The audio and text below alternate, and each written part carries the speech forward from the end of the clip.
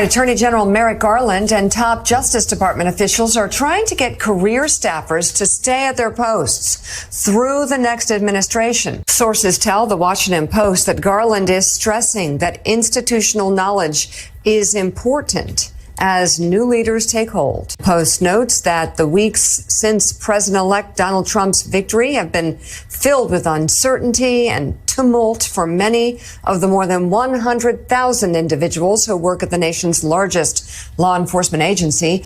We've got institutions. The House is basically split. There's going to be a one-vote margin.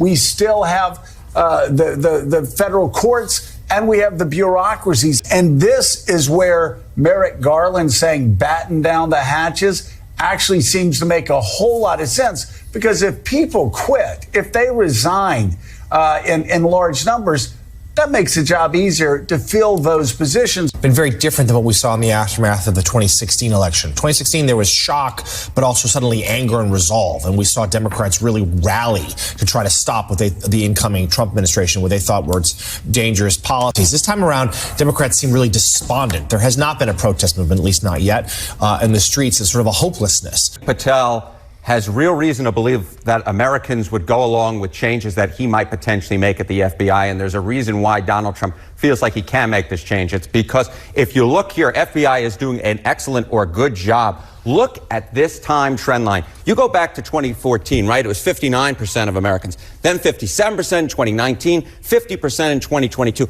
Look at where we are today. My goodness gracious, just 41% of Americans think the FBI is doing an excellent or good job. That is by far the lowest number this century.